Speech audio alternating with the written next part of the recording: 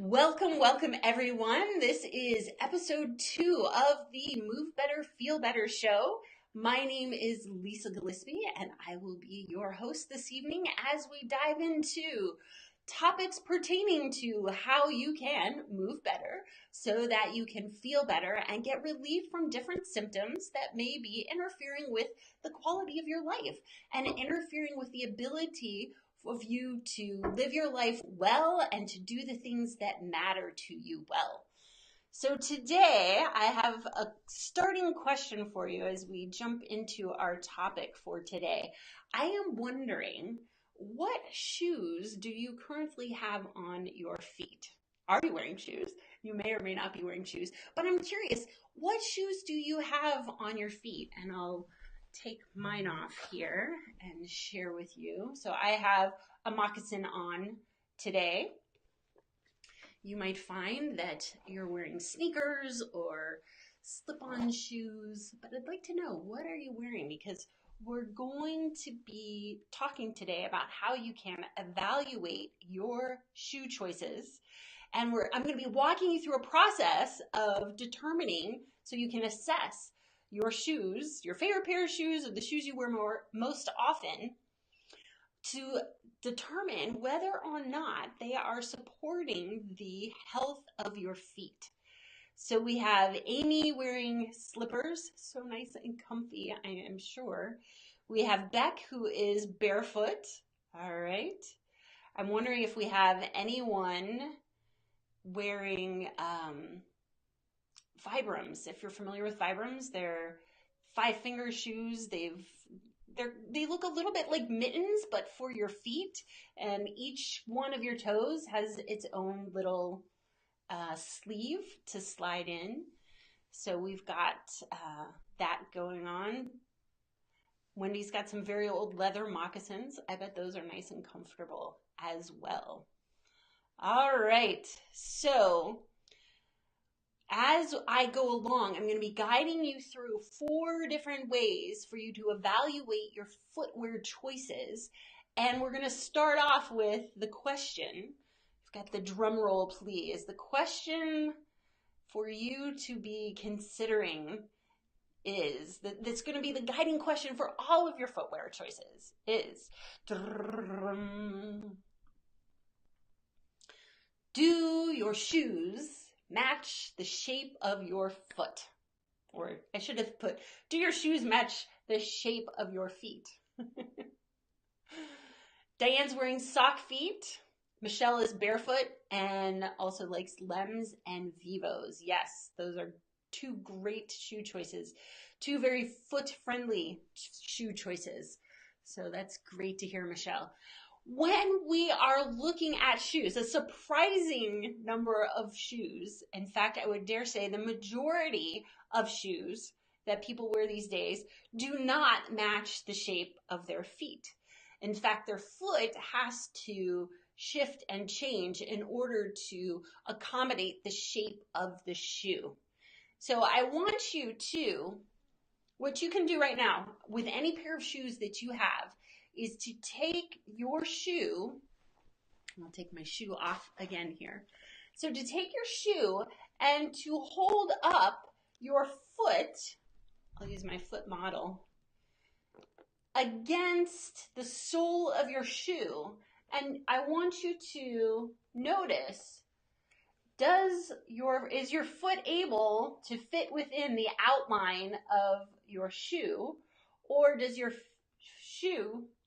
foot extend beyond the shape of your shoe? And most shoes, as I mentioned, require, the foot will not fit within the shape of the shoe without morphing to accommodate that. So what we find is the toes have to shape and deform to a certain extent in order to match the shape of the front of the shoe. So let's go through 4 things to consider when you're looking at your shoes and whether or not they match the shape of your foot. So the first thing that we're looking at is this area here, the toe area of your shoe, which is called your toe box. And we want to see whether or not the toe box matches. Does it give your toes enough room to extend into the toe box, to wiggle, to spread out, to have a little bit of space?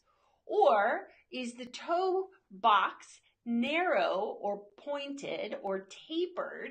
And does it require your toes to be mushed together so that they can't spread out, so that they do have to be pushed together, squeezed, maybe even the big toe is pointing a little bit towards your little toe instead of being able to point straight forward. So we want to know, what's the toe box like for your shoes? And I'm curious, how is your toe box? All right, Susan's saying she's got to have some wiggle room. Yay for wiggle room.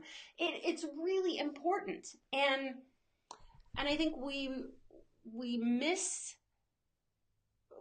the importance of this because we think, I can shove my foot in a shoe and it works.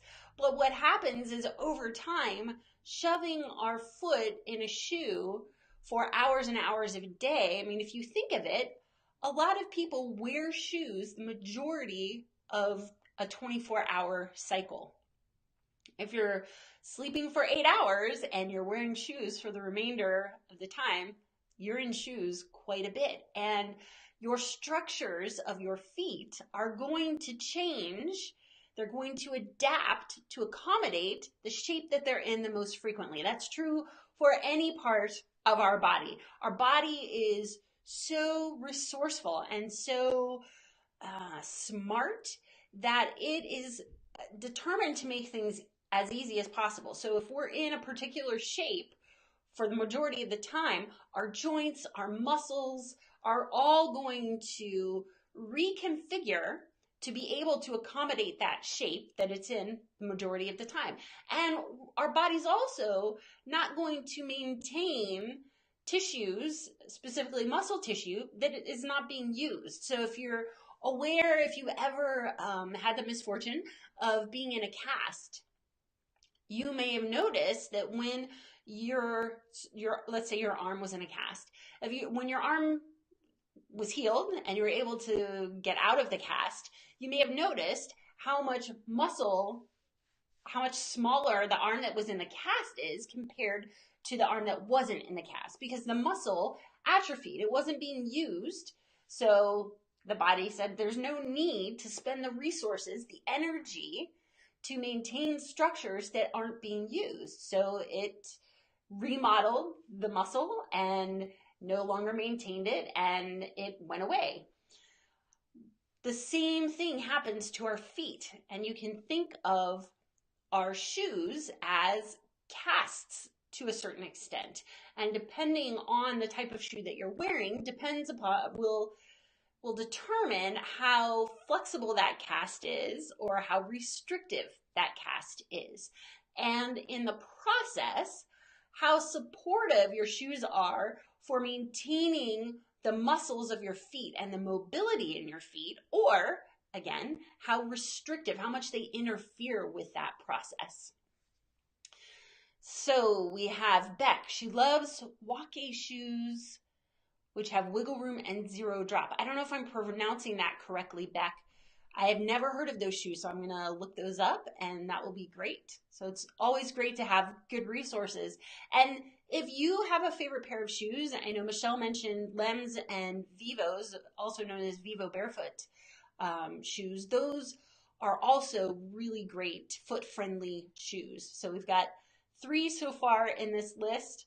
Leather moccasins are also typically really foot-friendly shoes. You'll see they meet a lot of the criteria that we'll be talking about today. All right, so notice the toe box of your shoe and whether or not there's enough space in that toe box to accommodate wiggle room, toes being able to spread out and move and have lots of mobility through there. Next thing we want to look at is something that we call toe spring. And again, we're looking at the front of the shoe, the toe area of the shoe. And toe spring has to do with this swoop up that you see here compared to this shoe, which does not have any toe spring. So the toe, or pretty minimal toe spring. So we ideally, I don't know anyone whose toes swoop up naturally. So again, we're talking about, does your shoe match the shape of your foot? Does your foot look like this? Do your toes swoop up? Do you have elf feet? I want to know if you do. Chances are you don't. And so when you have shoes on that have this swoop up or this toe spring, then that is putting your toes, these structures, in this swoop up position. And what happens is that the tendons between the body of our foot, that's the word I was looking for, and our toes, those tendons get shortened over time because the toes are in this lifted up position. These muscles are shortened, the tendons are shortened, and it lends itself to, I see this with some of my massage and bodywork clients, that there's a lot of tension through this portion of their foot, and you can see the tendons kind of sticking out because their toes are in this constantly pulled up position. And it doesn't just cause tension through this area, it also is going to cause tension through the front of the leg or the shin area as well. And I'm going to, as a teaching moment, I'm going to say I just noticed, and this ties into what we talked about in last week's episode of the show, where I was talking about how do you support your weight? Is it primarily on one leg or are you on both legs? And I just caught myself standing almost entirely on my left leg. So I'm going to invite you, if you're standing, to check in with that in your own self. And if you do notice you're on one leg, how about we all see if we can let both of our legs support ourselves? And if you're watching this while you're sitting, you can check in with your sitting and see, are you supporting yourself on both sides of your pelvis? Are both cheeks making contact with your chair, or are you predominantly on one cheek? And maybe take this opportunity to even that out. All right, so coming back to what I was saying, the tension through the toes and the tension through the front of the shin, which can contribute to shin splints, can contribute to lack of flexibility through the ankle, and over time, some issues with the toes, as well as the ball of the foot, because when our toes are up, the ball of the foot has increased pressure on it than when that load is distributed throughout the whole structure of the foot, nice and stable. All right. Questions about any of this so far? Do your shoes, I have a question for you.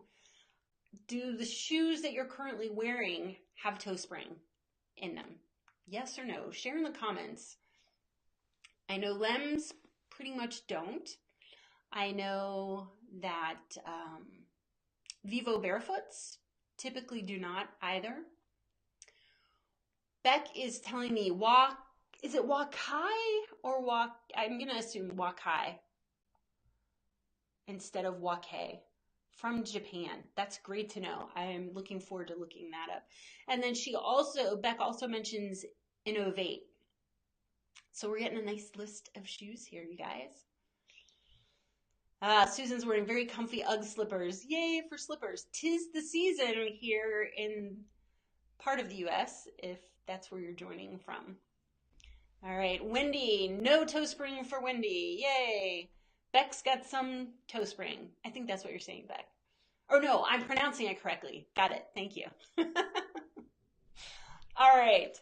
Before we move forward with our remaining 2 things to check in with your shoes about, let me pull up my slide here. Here we go. we have the Meet Your Body segment for today's show. And this is where I do a little bit of anatomy, because I love anatomy and I love learning about the body and I love teaching people about the body. And I think it really helps give us a much greater appreciation for how amazing our body is. And so often we live in a culture that doesn't really support how amazing our body is. And I want to be part of changing that. I think it's really important to change that. So here we have your foot. All right. And I love this foot model because you can see just how many bones there are in your foot. All right. You've got these individual toe bones, your metatarsals. You've got these structures that your toes connect to. And I'm totally drawing a blank on the name of them. If anybody knows, type it in the comments for me, or I'll add it later. And then we have your ankle bones, these structures here, the talus, the navicular, we have the heel bone. I should have written a list ahead of time. I relied too much on my brain showing up for specific anatomy terms that are escaping me at the moment. This is where my 4 days is showing up, my 4 days of brain intensive work. But just metatarsals, thank you, Wendy. So all of these bones are designed to allow the foot to be able to morph around the surface that it's coming in contact with. We have, anyone want to guess how many joints we have in our foot? Any guesses? I'll hold this up so you can take a look. It's really amazing how many movements our feet are capable of doing because of the number of joints that they have. Your feet have 33 joints in each foot. And that means your feet are capable, joints are where we have movement available to us. And so your feet are capable of a whole lot of movement, but not when they're casted in rigid shoes day in and day out. Beck, you were very close. 36-ish, 33. So, yay. These are your shin bones. So we have the fibula and we have the fibula and the, talus is the only thing that's coming to mind. So I'm going to make this a quiz for my audience. Fibula and, yeah, I am blanking. We'll see if it comes to me. I am making no guarantees. So now I know for next time to write down my anatomy terms. Thank you, Diane. Tibia, yes. So we have fibula and we have the tibia, which forms your knee joint with your femur at your knee area. All right. And so you see how these guys travel down, and they meet here at the foot, and they articulate with these bones here. And that's where we have the movement at the ankle. So the flexion when you lift your toes up, and then plantar flexion when you point your toes down. So this is dorsiflexion and plantar flexion. There will be no quiz on this afterwards, obviously. But the thing I really want you to appreciate about your foot is how much it is designed for movement and designed to be able to accommodate uneven and variable terrain that we rarely get an opportunity to do. And as a result, we lose a lot of the mobility in our feet, and we lose a lot of the strength in our feet. And that comes back to bite us, quite frankly, later in life, especially when it comes to our balance. Balance has a lot to do with our feet. And when we lose this mobility in our feet, it's kind of like we're walking with these concrete blocks attached to the ends of our legs. And we need this mobility here so that it's not just up to our ankles or our knee joints or our hip joints or our back to accommodate uneven terrain. But instead, these are kind of like our shock absorbers here that mold around the uneven terrain so that it's distributed and no one part of the body has to bear the sole brunt of it. So there you have your anatomy moment, 33 joints, tibia and fibula and metatarsals. All right, moving on. So we talked about the shape of the toe box and we talked about toe spring.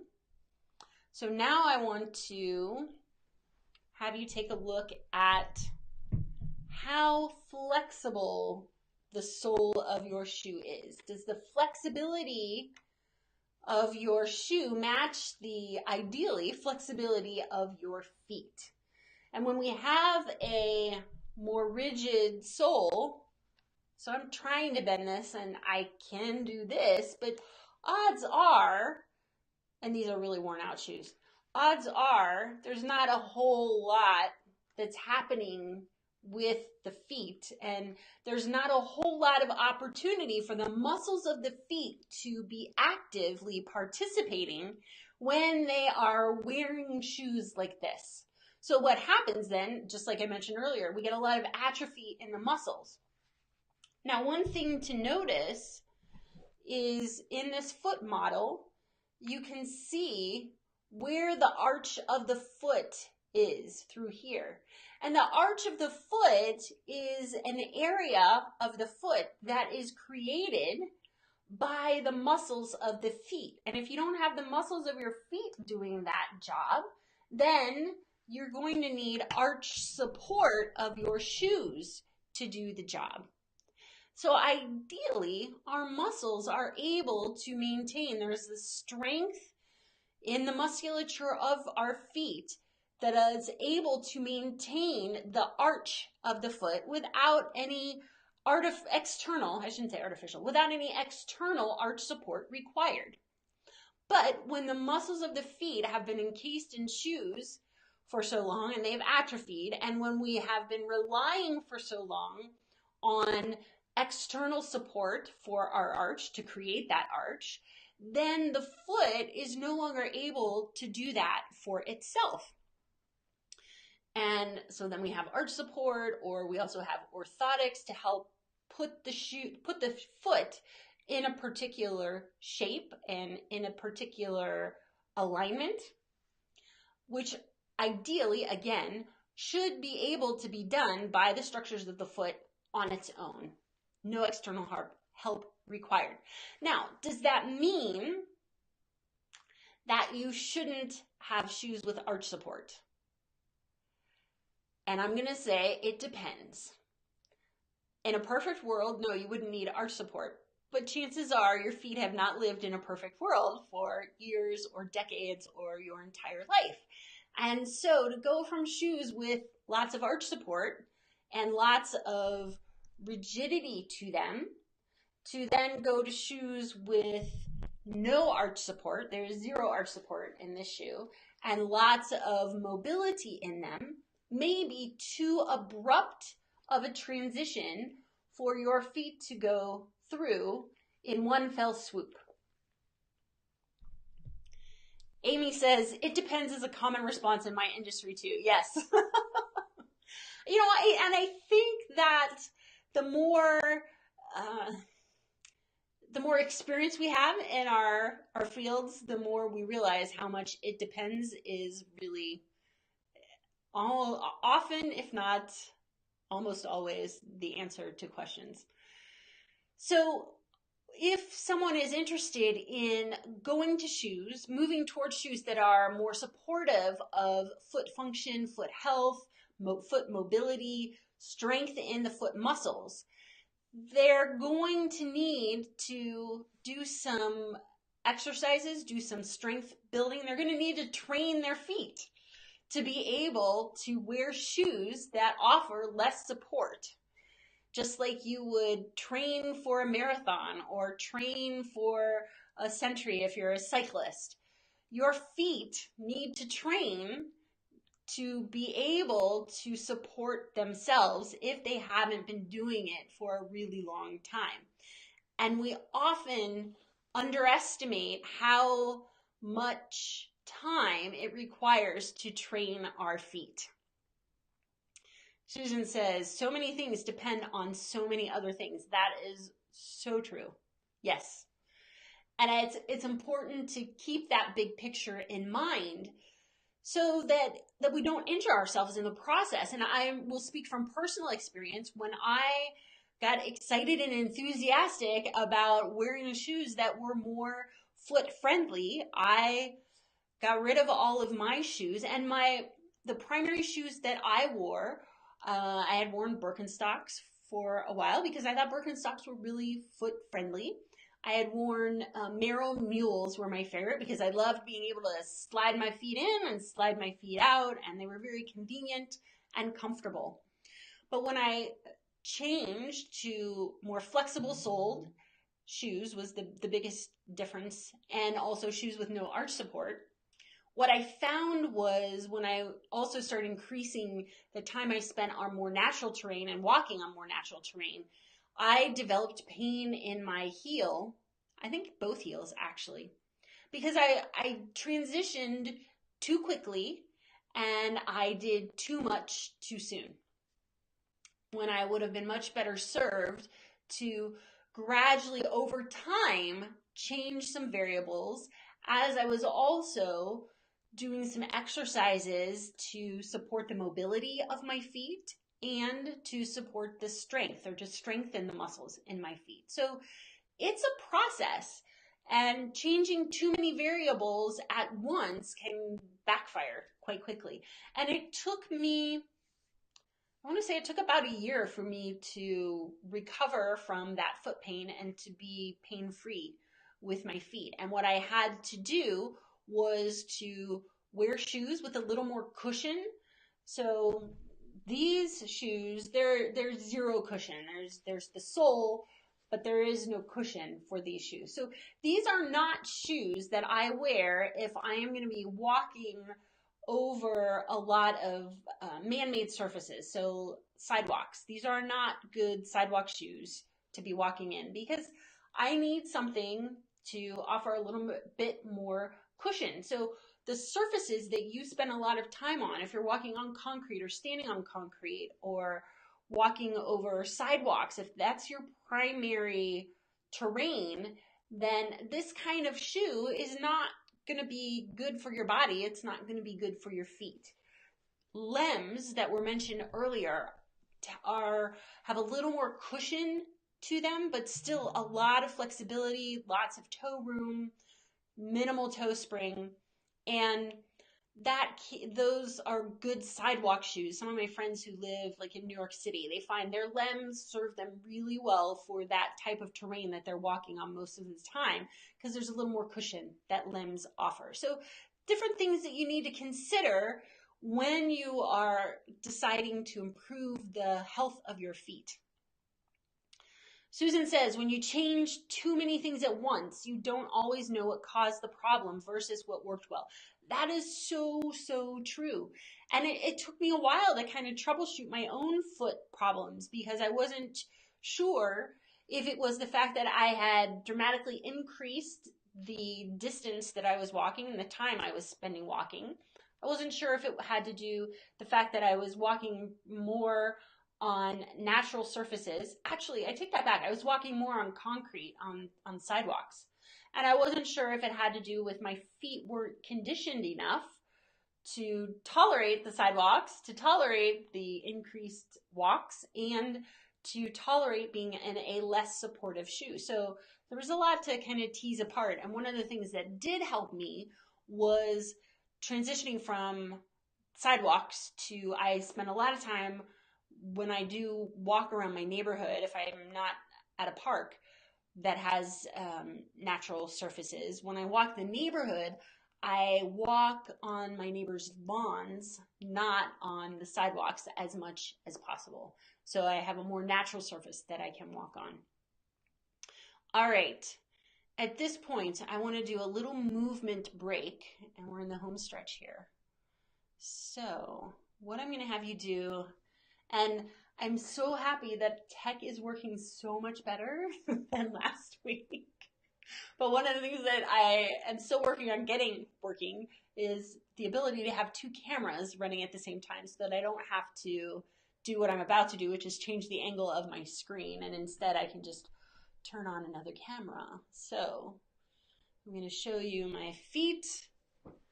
And I would love to have you join me. I'm going to take my other shoe off. So whether you're seated or standing, I want you to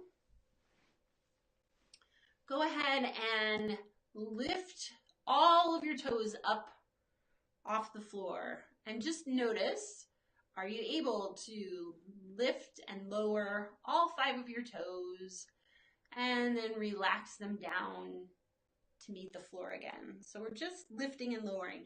If you're having a hard time doing that, check in that your weight isn't all the way forward over the front of your feet. So if my weight is really shifted forward, if my pelvis is shifted forward over the forefoot, I'm going to have a harder time lifting my toes up because I'm relying on them to support more of my weight. If I back my pelvis up so I'm stacked over my ankles, then I have an easier time lifting and lowering my toes. So we're just seeing, do you have the brain-body connection, and is your pelvis in a position to allow your toes to have that mobility? So that's step 1. And then step 2, are you able to isolate the movement to just lift up your big toe? Can you leave the rest of your toes on the ground and isolate the movement to lifting and lowering your big toe? And if that is a challenge for you, which it often is for many people, then one of the ways you can practice this is to place your hand on the rest of your toes so that you're kind of holding your toes down and just leaving your big toe available to move up and down. Now, I am wearing socks that are 5-finger socks, and I realize you can't see that because they're black and I can't zoom in.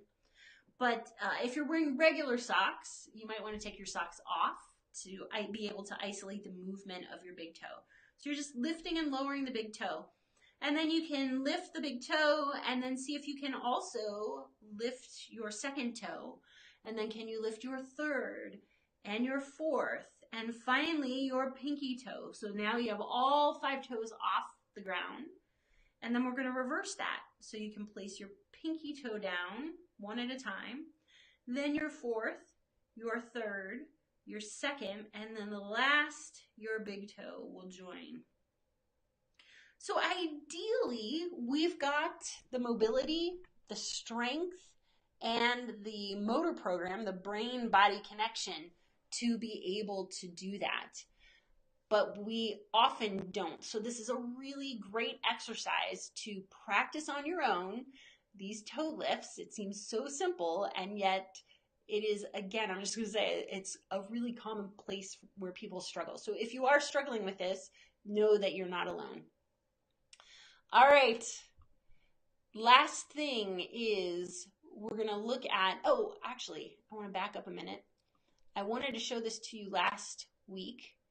I mentioned flat soles, and that's one of the things that we want to keep track of is the sole of the shoe flat? And if it's not, I mentioned last week the impact that an elevated heel can have on your body. And here you can see that this is just a 2-inch heel. So it's not stiletto. It's not what we typically think of as being a really extreme heel. But look at how much of an angle, if your joints didn't bend, look at how much of an angle would happen to accommodate that 2-inch heel. You would essentially face plant because you couldn't walk around like this. And in this picture on the far right, you can see how we've got a little bend in the knees, a little bit more curve through the low back and into the upper back and the neck. The spine really has to be able to accommodate this shift, this weight shift that 2-inch heels or any elevation puts the body in.